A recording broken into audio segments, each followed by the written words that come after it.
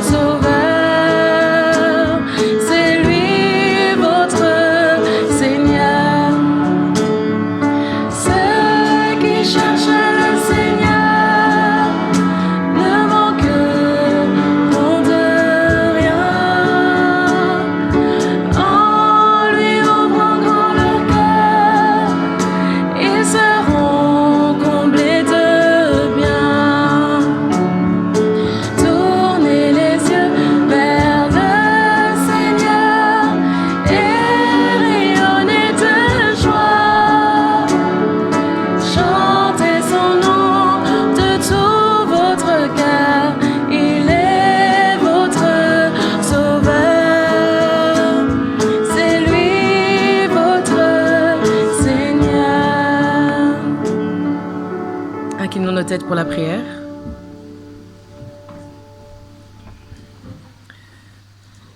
Seigneur, je te remercie pour cette journée de sabbat que nous pouvons passer ici dans ton église. Je te remercie ici pour le beau temps que nous avons qui persiste aussi. Et c'est quelque chose d'agréable de pouvoir profiter de ça. Je voudrais te demander, Seigneur, d'être avec chacune des personnes qui sont dans cette salle, chacun des membres de ton église aussi, qui souhaitent vivre cette journée avec toi. Sois avec chacun d'entre eux, fais en sorte qu'ils puissent sentir que tu es présent, même s'ils ne sont pas ici dans l'église, et qu'ils puissent vivre justement ce moment et cette relation que tu nous invites à avoir. Je te demande aussi d'être avec chacune des personnes ici qui vont entendre le message qui va être partagé, qu'ils puissent entendre ce message justement et pouvoir le vivre dans leur vie. Je te remercie pour ta présence, ton soutien, ton accompagnement inconditionnel. Amen. Alors, je vous souhaite la bienvenue à tous. J'espère que vous avez passé une bonne semaine et j'espère que vous êtes contents d'être ici dans la maison du Seigneur.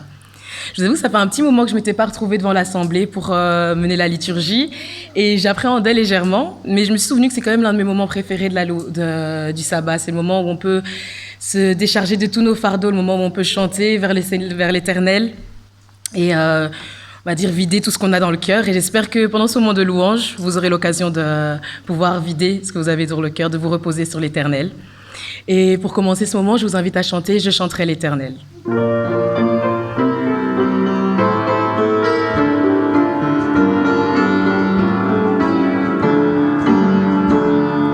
Je chanterai l'Éternel tant que je vivrai. Je chanterai l'Éternel. Je sais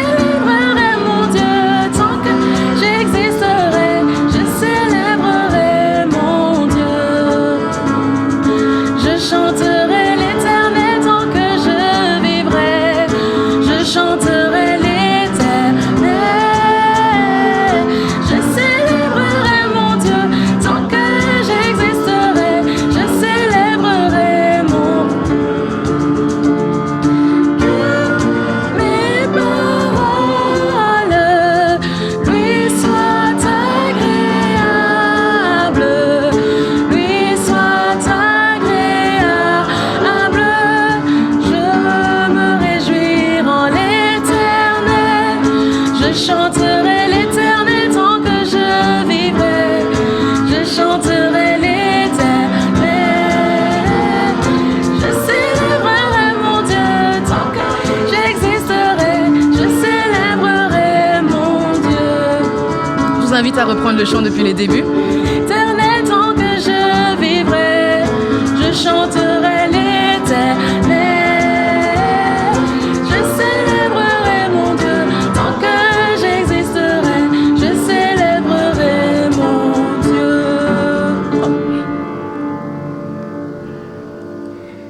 Qu'est-ce qu'il est bon de contempler notre Dieu, d'exalter son nom, d'avoir le Saint-Esprit à nos côtés pour éclairer nos vies. Que chaque jour nous puissions chanter la gloire de notre Père, continuer à aimer le Fils de Dieu et rester proche du Saint-Esprit. Chantons ensemble Tendre Père.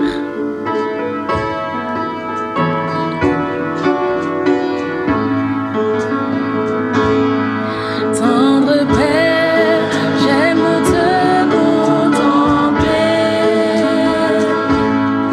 Tendre Père, j'aime te contempler. Je t'offre ma vie, je chante ta gloire. Tendre Père, j'aime te contempler. Fils de Dieu, j'aime exalter ton nom. Fils de Dieu, j'aime exalter ton nom. Tu m'aimes, tu m'aides, tu combles ma vie. Fils de Dieu, j'aime exalter ton nom.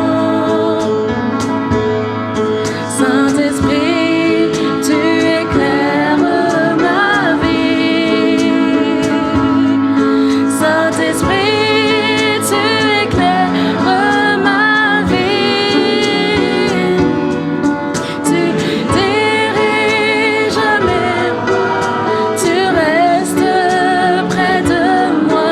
Saint-Esprit, tu éclaires ma vie.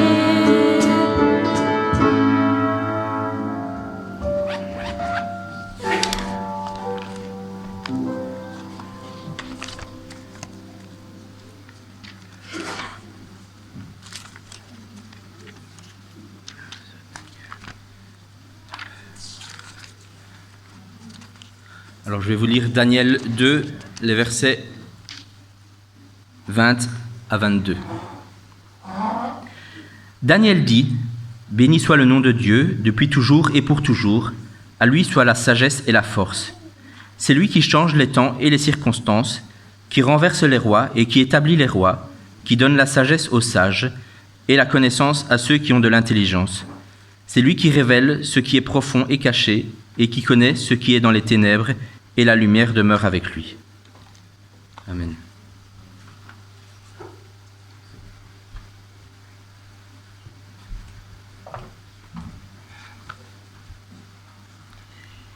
Bonjour à tous. J'ai pas pu vous saluer tous, mais voilà, le cœur y est. J'avoue qu'il y a quelques mois de ça, j'ai discuté de la méditation de ce matin avec quelqu'un qui n'est plus là aujourd'hui, c'est Colia. Et quand je regarde dans ce coin, je revois encore sa silhouette et en tout cas j'ai une pensée émue pour lui et pour sa famille ce matin.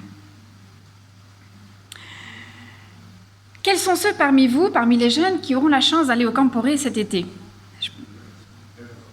Ah, quelques-uns. Ah bah oui. Il y a 30 ans et quelques de cela, eh bien, c'est vrai que grâce à la jeunesse, on a la possibilité de faire des voyages. Et je me suis retrouvée à Berlin. Et c'était une période très particulière parce que c'était juste après, quelques semaines après la chute du mur. Et donc, on voyait encore clairement cette distinction entre Berlin-Est et Berlin-Ouest. Et nous avons été dans Berlin-Est visiter un musée, le musée du Pergamon. Et dans ce musée, on trouve ceci. Alors, est-ce que certains ont déjà eu la chance de voir cette porte, cette arche ? Est-ce que vous savez d'où elle provient ?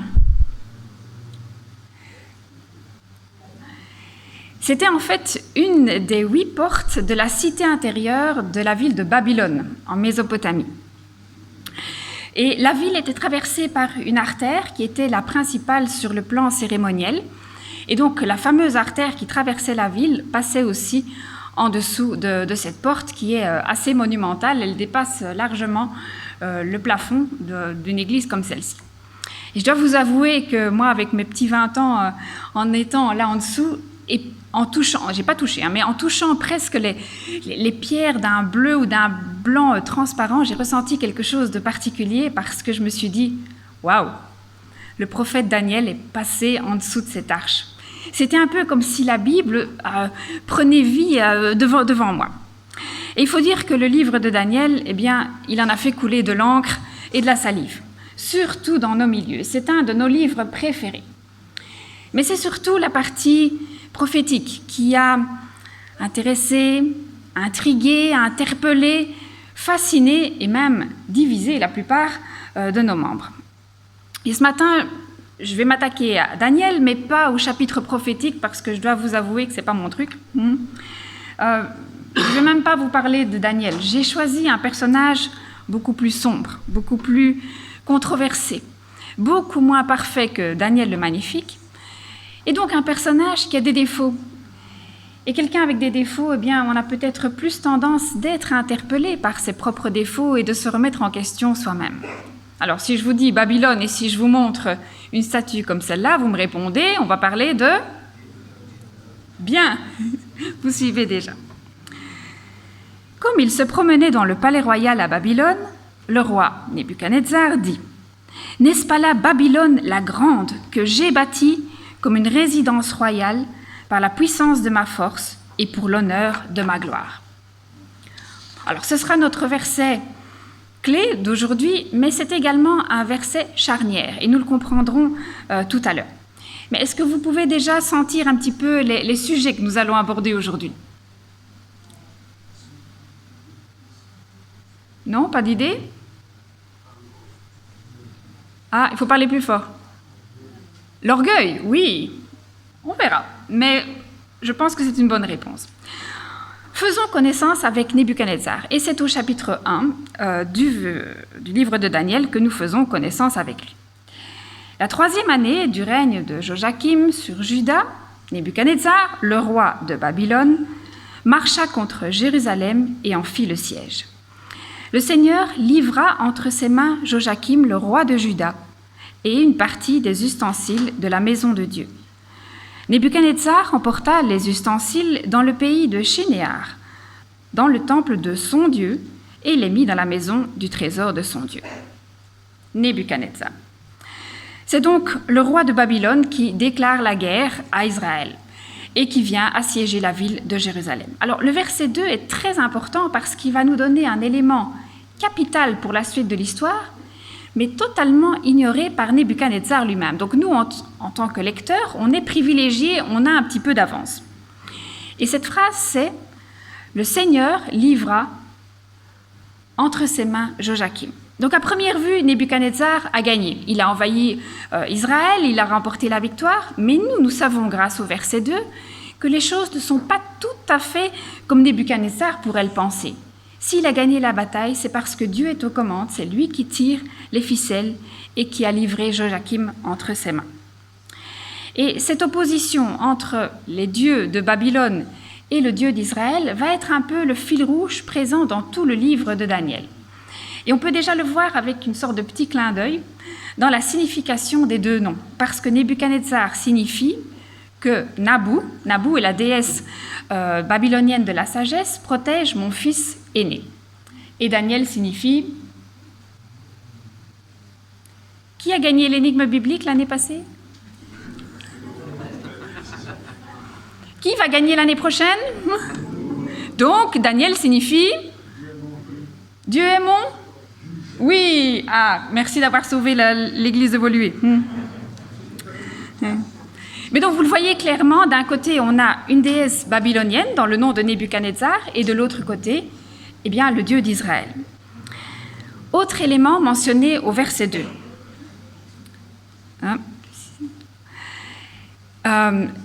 c'est que ça va se passer dans quelque part, c'est-à-dire que Nebuchadnezzar va emmener les ustensiles dans le pays de Shinéar. Question numéro 2, plus compliquée. Où fait-on référence à ce nom de Shinéar précédemment dans la Bible? Oui, là, il y en a un qui marque des points. Effectivement. Genèse 11, toute la terre avait une seule langue et les mêmes mots, et après avoir quitté l'Est, ils trouvèrent une plaine dans le pays de Shinéar, et ils s'installèrent.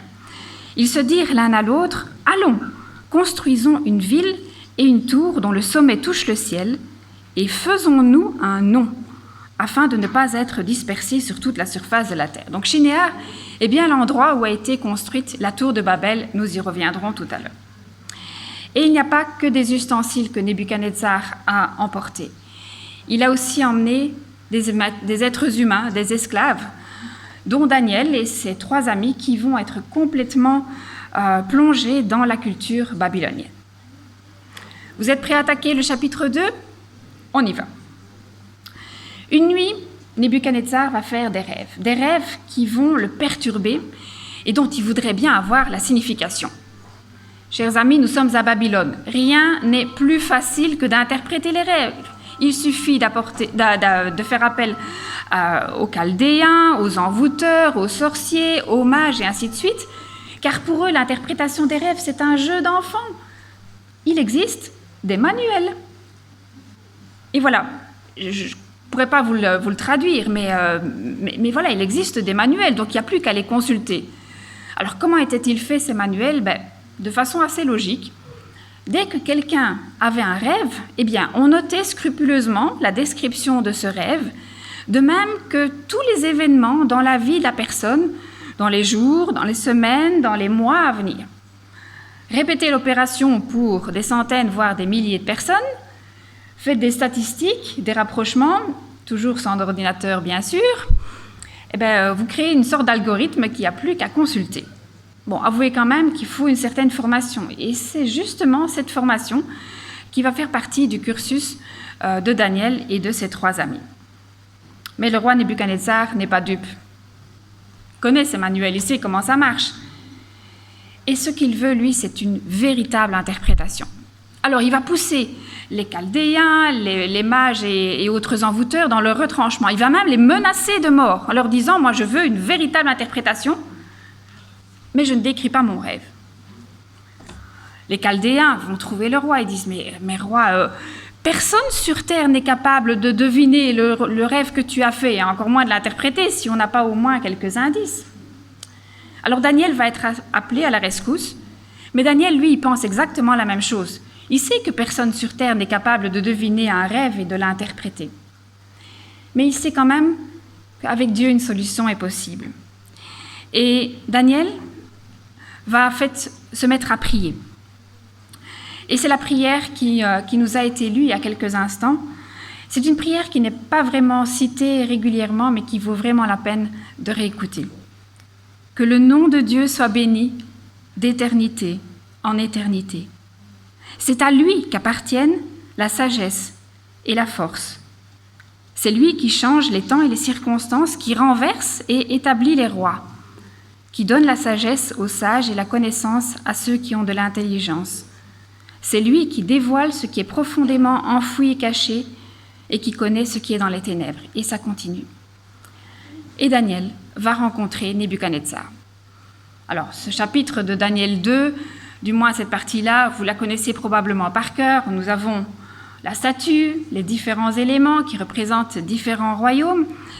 Mais je vais quand même souligner 2 versets en particulier. Le premier, c'est le verset 37. « Roi, tu es le roi des rois, parce que le Dieu du ciel t'a donné la royauté, la puissance, la force et la gloire. » Ce que Daniel est en train de dire à Nebuchadnezzar, c'est que, eh bien, c'est pas toi qui es aux commandes, c'est pas toi qui as gagné la bataille, c'est Dieu qui tire les ficelles.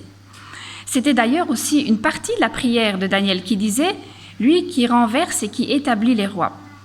Et donc, si Nebuchadnezzar est ce qu'il est à ce moment de l'histoire, eh bien, c'est par la volonté divine.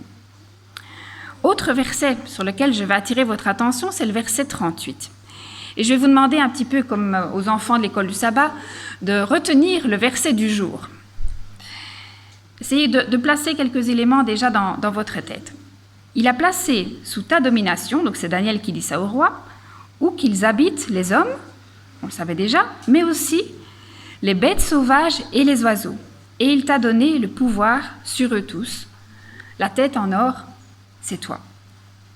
Donc gardez un peu ce verset quelque part dans un petit coin de votre tête. Et donc voilà que Nebuchadnezzar apprend que s'il est roi, eh bien c'est pas par ses propres forces, mais c'est par la volonté divine. Alors comment va-t-il réagir? Comment vous allez-vous réagir quand on vous apprend que c'est pas vous qui avez gagné, mais que c'est quelqu'un d'autre qui vous a laissé gagner quelque part? Alors, le roi Nebuchadnezzar tomba le visage contre terre et se prosterna devant Daniel. Il ordonna qu'on offre des sacrifices et des parfums en son honneur. Le roi adressa la parole à Daniel et dit « C'est certain, c'est votre Dieu qui est le Dieu des dieux et le Seigneur des rois. Il dévoile les secrets puisque tu as pu dévoiler celui-ci. » Mais il n'y a qu'une conclusion. Frères et sœurs, amen, alléluia, maranatha. Allez chercher le baptistère, dépêchez-vous de le remplir parce que Nebuchadnezzar est converti. Non? Je vois quelques doutes. Allez, avec une telle déclaration, avouez quand même que c'est fort. Converti ou pas converti? Qui dit qu'il est converti? Alors là, vous faites en fait un exercice qu'il faut faire attention quand on lit la Bible. C'est de ne pas interpréter l'histoire en sachant déjà la fin. Quand on analyse les choses en ordre, eh bien, à ce moment-ci, on pourrait quand même croire que c'est une sacrée déclaration qu'il a en fait là. Mais nous, on a toujours tendance à vouloir tout interpréter parce qu'on connaît déjà la fin. C'est parfois intéressant de faire l'exercice au fur et à mesure. Mais, je vous l'accorde, on peut quand même dire que Nebuchadnezzar, il a encore un peu de chemin à faire. Si on allait voir justement ce qui se passe au chapitre 3. Le roi Nebuchadnezzar fit une statue en or, haute de 30 mètres et large de 3 mètres. Il la dressa dans la vallée de Dura, dans la province de Babylone. Le roi Nebuchadnezzar fit rassembler les administrateurs, les intendants, les gouverneurs, les conseillers, les trésoriers, les jurisconsultes, les juges et tous les magistrats des provinces pour qu'ils se rendent à la dédicace de la statue qui avait été dressée. Alors, les administrateurs, les intendants, les gouverneurs, les conseillers, les trésoriers, les jurisconsultes, les juges et tous les magistrats des provinces se rassemblèrent pour la dédicace de la statue que le roi Nebuchadnezzar avait dressée. Ils se tinrent debout devant la statue que Nebuchadnezzar avait dressée. Un héros cria à pleine voix « Voici ce qu'on vous ordonne. Peuple, nation, hommes de toute langue, au moment où vous entendrez le son de la trompette, de la flûte, de la guitare, de la petite et de la grande harpe, de la cornemuse et des instruments de musique de toutes sortes, vous vous prosternerez et vous adorerez la statue que le roi Nebuchadnezzar a dressée. » C'est quand même clair, non? Ah oui, il y a peut-être quand même un petit détail. Si quelqu'un ne se prosterne pas et ne l'adore pas, il sera immédiatement jeté dans la fournaise ardente. Nebuchadnezzar fait donc construire une statue que le peuple va devoir adorer. Et le concept de l'adoration est vraiment central dans ce verset. Parce que dans la Bible, chaque objet ou chaque sujet que l'on adore a par définition quelque chose de divin. Et je vous rappelle les mots de Jésus dans le désert quand Satan vient pour le tenter. Il dit « C'est devant le Seigneur, ton Dieu, que tu te prosterneras, et c'est à lui seul que tu rendras un culte. » Donc l'adoration est réservée à un Dieu. Qu'est-ce qui est adoré ici? Une statue. Et puisqu'elle est adorée, eh bien, elle est considérée comme un Dieu. Deuxième élément, les dimensions de la statue. Alors le texte que nous venons de lire, c'était en fait les dimensions de 30 mètres sur 3 mètres. Mais les mètres et les centimètres, on ne connaît pas à Babylone. Alors quand on regarde le texte original, on parle en fait en termes de coudées. Et on a les dimensions 60 fois 6 coudées. Vous connaissez cette image de la statue de Daniel, je crois que c'est même plus Nebuchadnezzar, mais vous la connaissez par cœur. Mais regardez comment on peut être trompé par une image. Parce que si on applique les proportions telles qu'elles sont là, c'est-à-dire une proportion de 60 fois 6, c'est-à-dire de 1 sur 10, j'ai réduit et regardez ce que ça donne. Ça, c'est la statue. Quelle impression vous avez quand vous la voyez? Quand même quelque chose de haut, mais plus c'est haut, plus c'est fin et plus c'est instable. Ce qui est intéressant, c'est qu'en tout cas, le système en 60 ou en 6, eh bien, c'est typique pour tout ce qui est système métrique à Babylone. Donc, quand on retrouve le mot 666, bien connu dans nos milieux adventistes, on est dans le même contexte, c'est typique pour Babylone. On a donc ici affaire à une statue qui est typiquement babylonienne. Et donc, eh bien, on a affaire à un dieu babylonien. On avait déjà l'adoration, maintenant on a les dimensions. On est en face de quelque chose qui représente un dieu babylonien. Troisième élément, en quelle matière est-ce qu'elle est cette statue? En or. Or, nous venons de lire que Daniel va dire à Nebuchadnezzar, c'est toi qui es la tête d'or. C'est donc évident de faire le parallèle et de conclure que eh bien, cette statue en or représente Nebuchadnezzar. Et on a tous les éléments qui sont rassemblés dans ce sens, parce que la première conclusion, c'est que comme les dimensions et le fait d'être en or, ça tend vers quelque chose de typiquement babylonien et d'un dieu, eh bien, c'est clair, Nebuchadnezzar, il est en train de se prendre pour un dieu. À moi, la gloire et l'honneur. Et ce n'est pas tout. Vous l'avez certainement remarqué à ma façon de relire ce texte, il y a des choses qui reviennent, des listes. Les administrateurs, les intendants, je vous épargne une troisième lecture, mais il y a encore d'autres éléments qui vont se répéter, notamment les instruments de musique, par 4 fois dans le texte. Alors, pourquoi ces répétitions? Eh bien, tout est fait pour que le lecteur, j'ai même envie de dire plutôt l'auditeur, parce qu'à l'époque, personne n'avait sa Bible ni sur smartphone, ni en papier, mais que chacun se rende compte que Nebuchadnezzar veut que tout soit fait avec les petits plats dans les grands, que tout soit vraiment bien dicté, bien défini, qu'il n'y ait aucune ambiguïté, et évidemment que tout ce qu'il impose par sa volonté soit appliqué à tous. Si vous regardez en haut à droite, ou même à gauche, il n'y a aucune ambiguïté sur qui il doit adorer. Il inclut tous les peuples, toutes les nations, et au cas où certains voudraient échapper parce qu'ils auraient une dérogation, non, les administrateurs, les conseillers, les trésoriers, les jurisconsultes, et ainsi de suite. Fin du chapitre 2, nous avons appris, en tout cas pour ceux qui connaissent ce chapitre, que Daniel et ses 3 amis ont été promus. Et qu'est-ce qu'ils sont devenus? Gouverneurs de la province de Babylone. Donc, personne n'y échappe. Et par ces répétitions, eh bien, on peut comprendre en tout cas que Nebuchadnezzar va imposer sa volonté à tous. Il se prend déjà pour un dieu, mais en plus, il veut que chacun adore ce qu'il a décidé au moment où lui l'a décidé. Et après la prérogative de l'adoration, eh bien, Nebuchadnezzar, il ne s'arrête pas là. Il va encore un peu plus loin. Maintenant, quand vous entendrez le son de la trompette, prosternez-vous.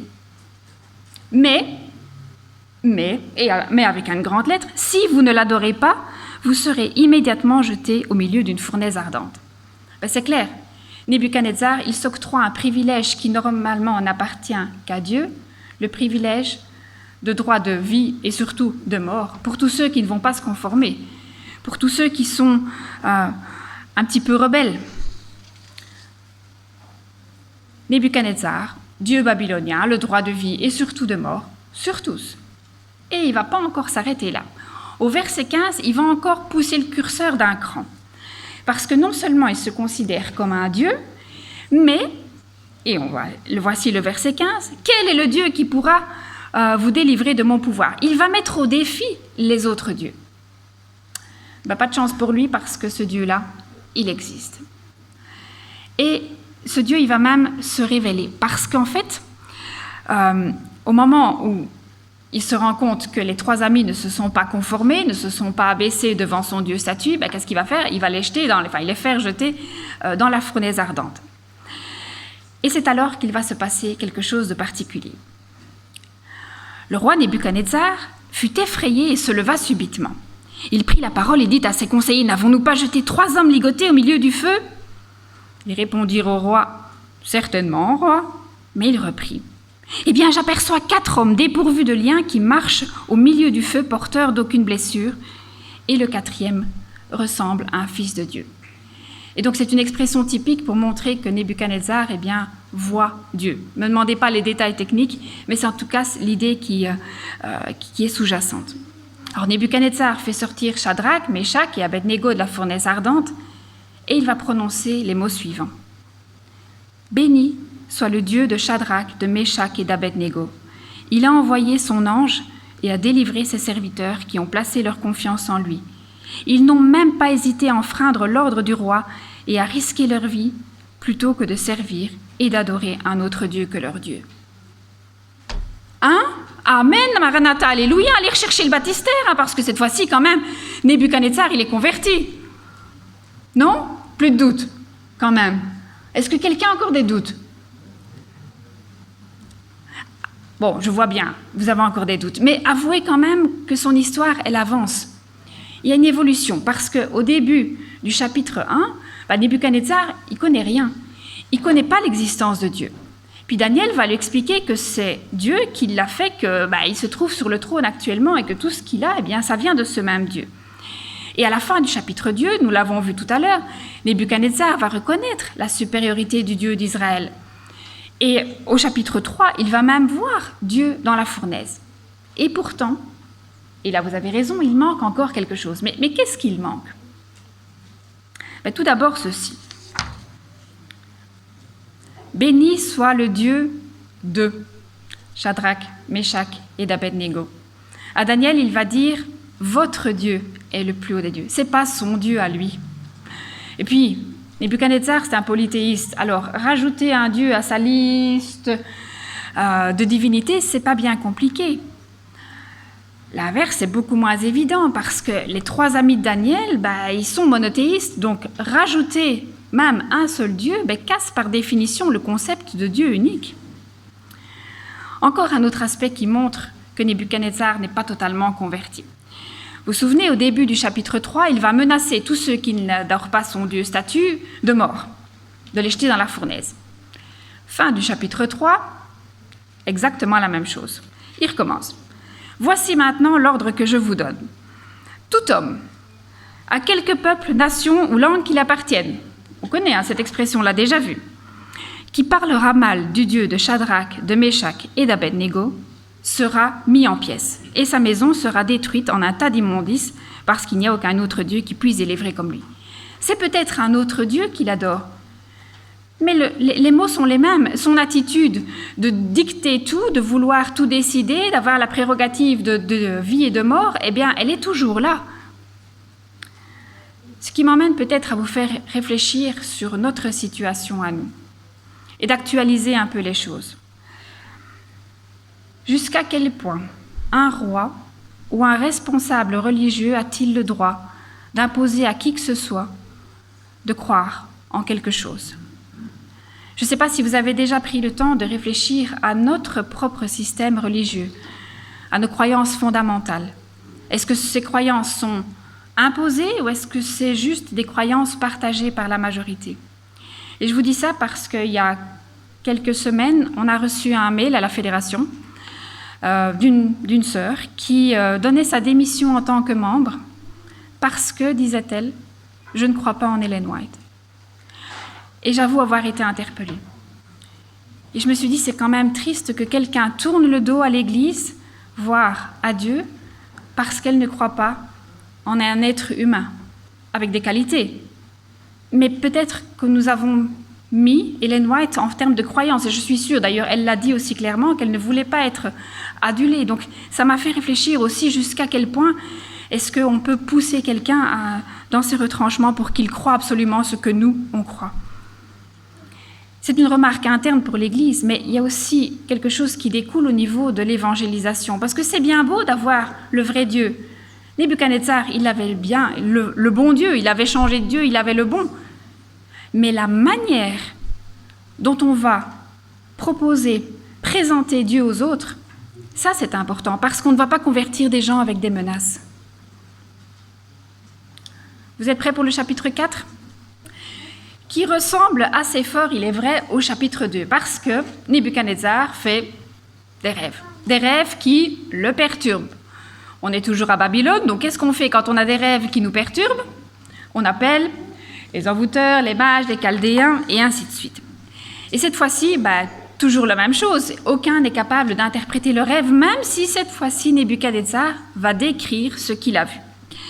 Et dans son rêve, il voit un arbre très haut, très grand, très fort, dont les extrémités sont même visibles depuis les confins de la terre. Son feuillage était beau et ses fruits abondants. Il portait de la nourriture pour tous. Les bêtes sauvages s'abritaient sous son ombre et les oiseaux faisaient leur nid dans ses branches. Et toutes les créatures tiraient leur nourriture de lui. Ça vous rappelle pas quelque chose, là? Un petit verset que j'avais demandé, là, un petit rafraîchissement. Voyez les mots qui reviennent. Et pourtant, quelqu'un va donner l'ordre d'abattre cet arbre et de ne laisser que la souche. Et puis le texte va un petit peu changer de style et on va comprendre en fait qu'un homme va être changé en un animal et pendant 7 ans va vivre comme un animal. Alors, à nouveau, quand ça ne marche pas chez les Chaldéens et les devins, qui est-ce qu'on appelle? Daniel est appelé à la rescousse, évidemment. Pour donner l'explication du rêve, mais Daniel, il rechigne à le faire parce que c'est un rêve qui l'effraie. Et on s'en doutait un peu, évidemment, cet arbre représente Nebuchadnezzar, puisque nous, on a la comparaison avec les versets précédents. Mais un arbre qui va être coupé, qui va être arraché, détruit. Et Daniel va même rajouter « On te chassera du milieu des hommes. Tu habiteras avec les bêtes sauvages et l'on te donnera comme aux bœufs de l'herbe à manger. Tu seras trempé par la rosée du ciel et 7 temps passeront sur toi jusqu'à ce que tu reconnaisses que le Très-Haut domine sur toute royauté humaine et qu'il la donne à qui le désire. » Waouh! L'épreuve, on la promet très dure pour Nebuchadnezzar, et elle l'est dure. 7 ans pendant lesquels il va effectivement se comporter comme un animal. Il mangea de l'herbe comme les bœufs. Son corps fut trempé par la rosée du ciel jusqu'à ce que ses cheveux poussent comme des plumes des aigles et ses ongles comme les griffes des oiseaux. Alors que lui, arbre flamboyant, procurait de la nourriture et un abri aux oiseaux et aux animaux, eh bien les rôles sont inversés. C'est lui-même qui va se comporter comme un animal. C'est sans doute une des leçons d'humilité les plus dures qu'un roi ait jamais eu à subir. Mais, après 7 ans, Nebuchadnezzar va lever les yeux au ciel.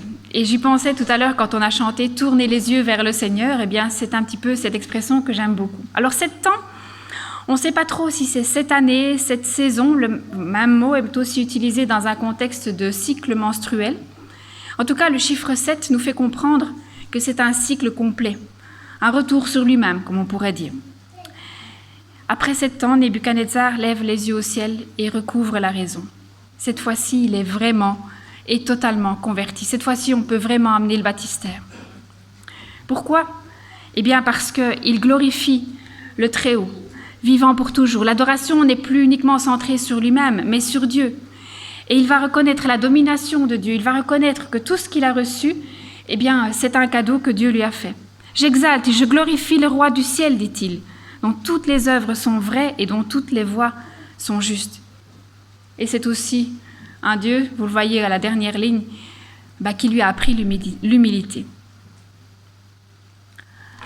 Voilà pour l'histoire de Nebuchadnezzar. C'est une belle histoire, non? Un peu bizarre, particulière. Mais qu'est-ce qu'elle peut m'apprendre? Que Dieu renverse et établit les rois, c'est vrai que j'y ai pensé, mais vu la situation politique actuelle, j'ai un petit peu de mal à considérer ça comme étant la leçon du jour.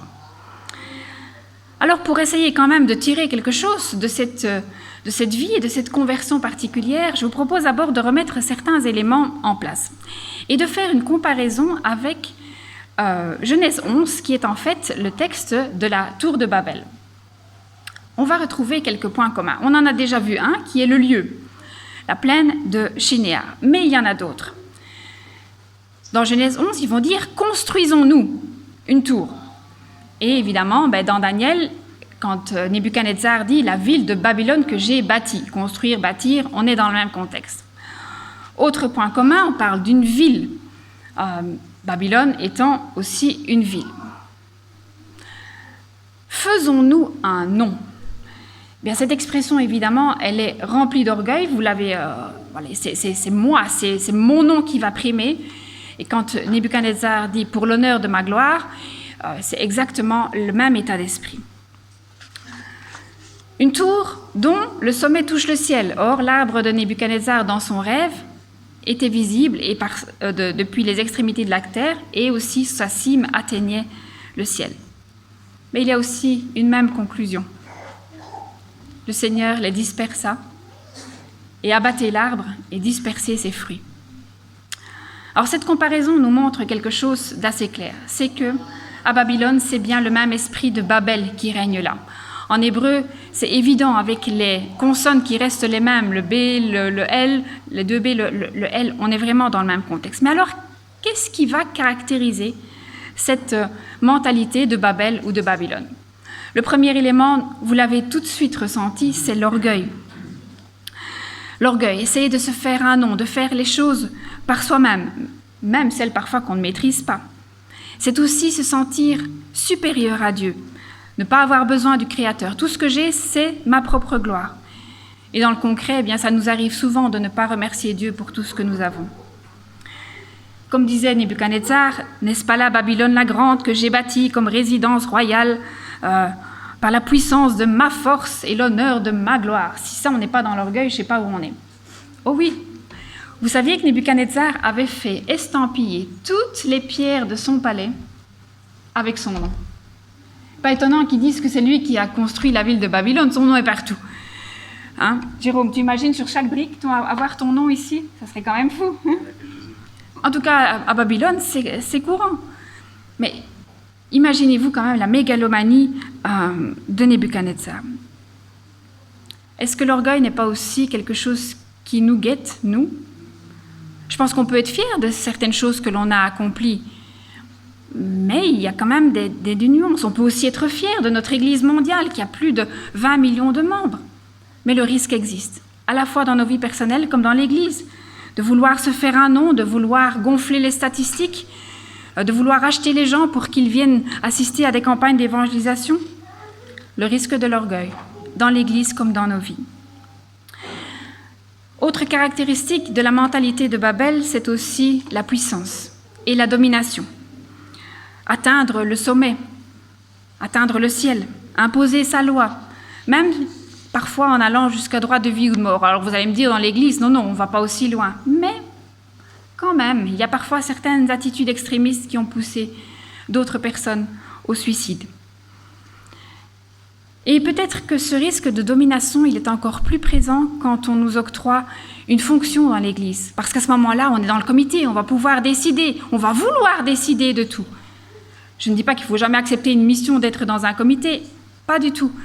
Mais prenez conscience qu'il y a parfois un risque. Et collectivement aussi, parce que quand on est à plusieurs, on se sent fort d'exclure quelqu'un qui ne répondrait pas un peu comme tous les instruments de musique, quelqu'un qui ne serait pas comme nous, quelqu'un qui n'aurait pas encore atteint le même cheminement que nous. Puissance et domination sont un risque, à la fois dans l'Église comme dans nos vies personnelles. Mais rappelez-vous aussi, la fin des deux passages, Dieu disperse. L'homme peut essayer de se faire un nom, de vivre de façon autonome, mais Dieu disperse. Troisième leçon. Plusieurs fois dans son parcours, Nebuchadnezzar va dire, le Dieu de Shadrach, Meshach ou le Dieu de Daniel. N'est-ce pas là aussi un risque pour nous de ne voir Dieu finalement que par l'interprétation des autres, que par les lunettes des autres?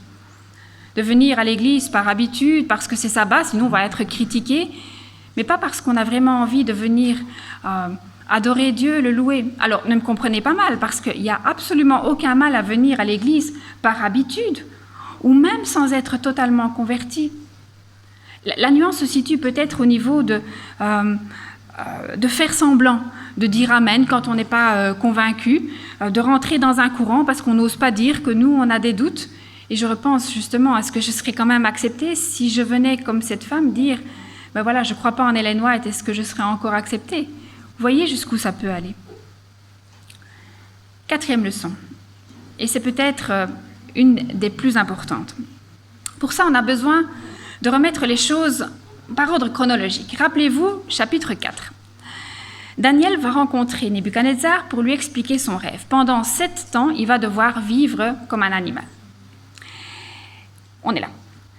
Mais Daniel va terminer sa conclusion par une phrase. Une phrase qui généralement, on ne la voit même pas, hein, on passe au-dessus. Mais cette phrase va faire comprendre au roi que la sentence peut encore être révoquée, que ce n'est pas marqué qu'une fois pour toutes qu'il va devoir vivre comme un animal, et qu'il y a donc une possibilité d'échapper à cette humiliation. Si Nebuchadnezzar fait quelque chose, à ce moment-là, eh bien, il sera épargné. Et c'est ce que Daniel va dire. Roi, écoute. C'est pourquoi veuille écouter mon conseil. On est là. Quelques versets plus loin, Nebuchadnezzar va prononcer la fameuse phrase que l'on a relue plusieurs fois. N'est-ce pas là, Babylone, la grande que j'ai bâtie par ma force et la puissance de mon honneur. Et c'est précisément cette phrase-là qui va déclencher son épisode de folie. La Bible nous dit, les paroles étaient encore dans sa bouche. Voilà, il la prononce et il devient fou. Et ce qui est intéressant, c'est qu'entre le moment où Nebuchadnezzar reçoit le conseil et le moment où il commence son épisode de folie, il y a un certain laps de temps. 12 mois. Verset 24. Verset 26. Au bout de 12 mois, comme il se promenait dans le palais royal à Babylone, le roi dit, « N'est-ce pas là, Babylone, la grande, etc. » 12 mois.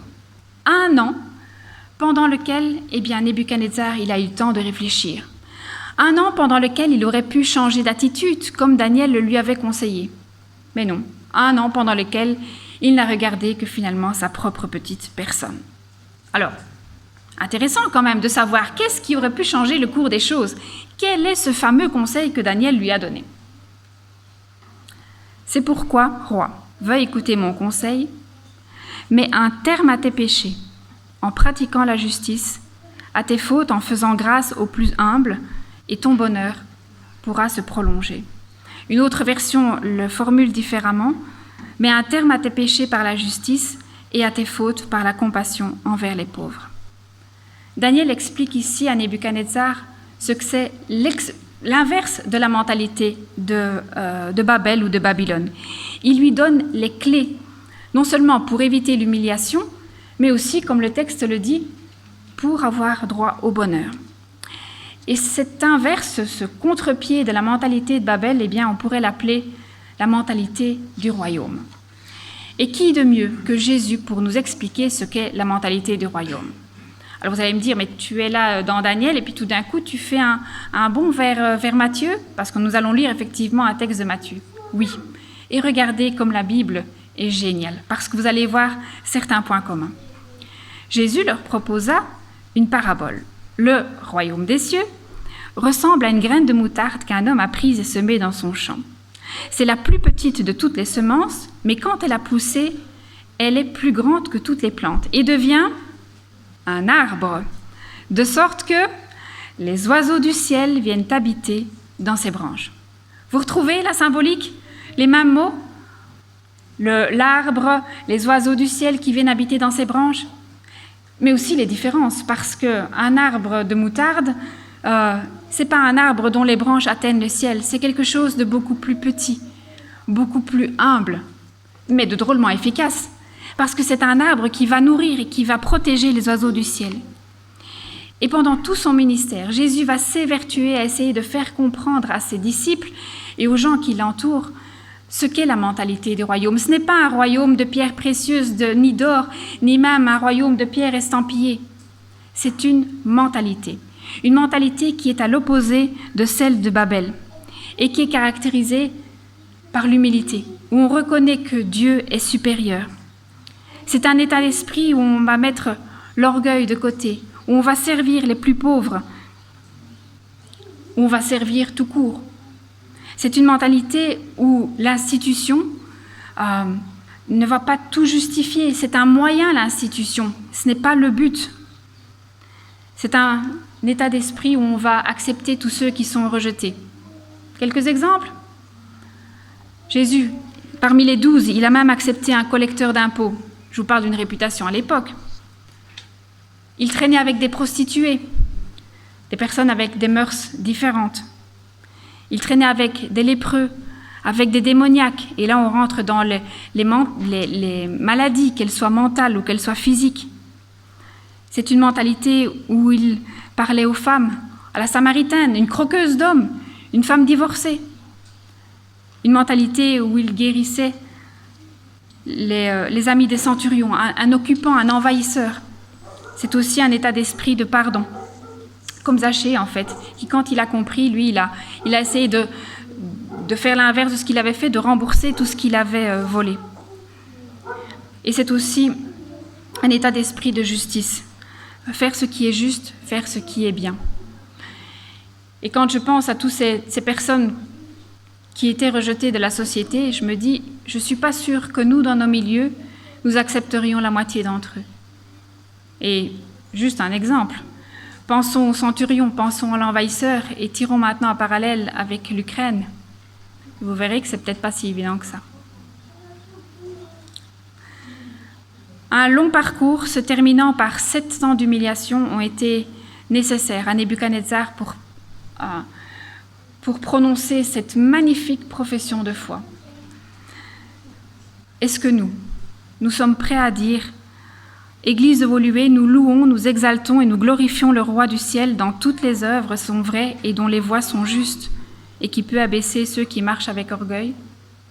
Si votre réponse est oui, alors gardons à l'esprit le conseil de Daniel. Mettons un terme à nos péchés par la justice et à nos fautes par la compassion envers les pauvres. Amen.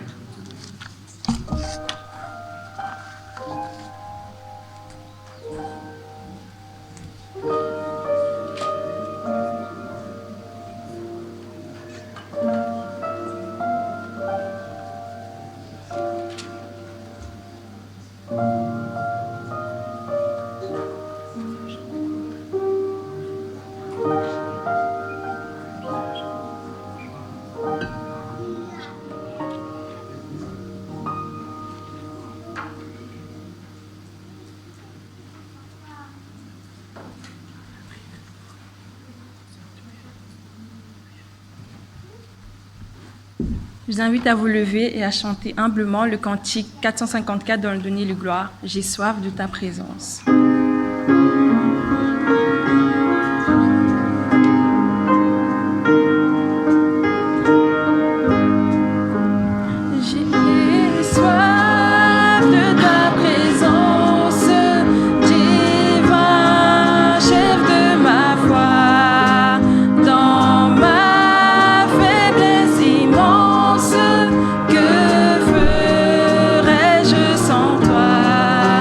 Chaque jour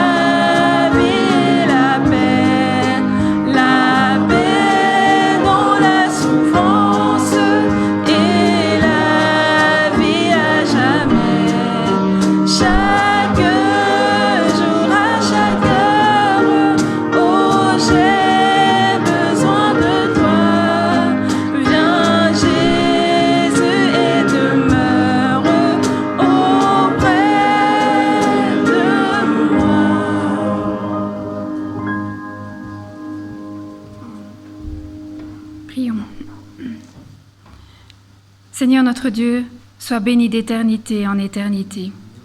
Nous voulons te louer, te glorifier et aussi te remercier. Te remercier pour tout ce que nous recevons de toi. La vie, mais aussi toutes ces opportunités. Ces opportunités en tant qu'être humain qui nous invitent à nous connecter les uns avec les autres, à faire un bout de chemin, à nous aimer. Et Seigneur, tu nous as aussi donné ta parole. Ta parole remplie d'épisodes parfois un peu particuliers que nous avons besoin aussi de traiter tous ensemble pour mieux les comprendre. Car il n'y a pas que des exemples positifs. Par contre, tu nous as envoyé ton Fils, Jésus.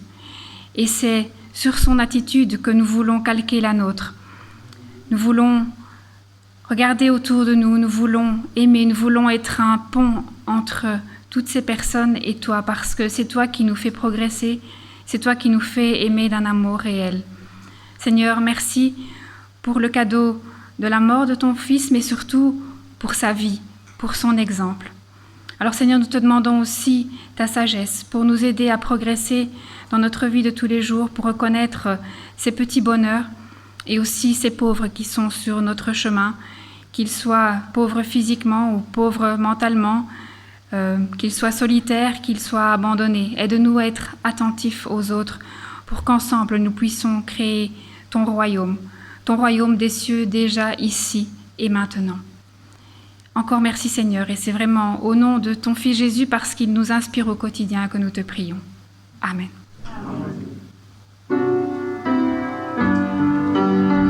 Nous allons clôturer ce moment de louange avec le chant de bénédiction « Que la paix de Dieu ». Que la paix de Dieu reste dans vos cœurs. Que la paix de Dieu reste dans vos cœurs. Que sa force vous anime dans la joie ou dans les pleurs. Que la paix de Dieu reste dans vos cœurs. Que l'amour de Dieu reste dans vos cœurs. Que l'amour de Dieu reste dans vos cœurs. Que sa force vous anime dans la joie ou dans les pleurs.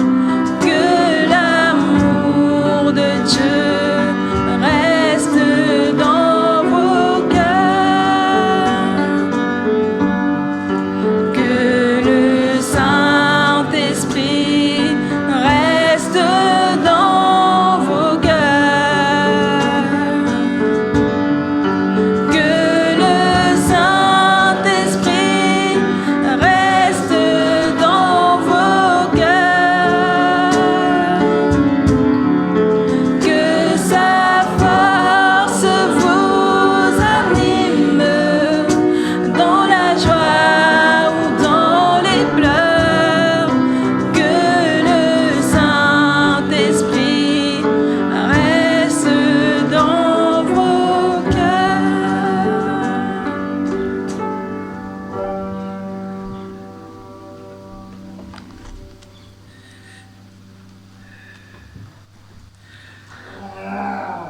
Ne faites rien par ambition personnelle ni par vanité, avec humilité, au contraire, estimez les uns supérieurs à vous-même. Que chacun, au lieu de regarder à ce qui lui est propre, s'intéresse plutôt aux autres. Ayez entre vous les dispositions qui sont en Jésus-Christ. Amen. Bon sabbat tout le monde.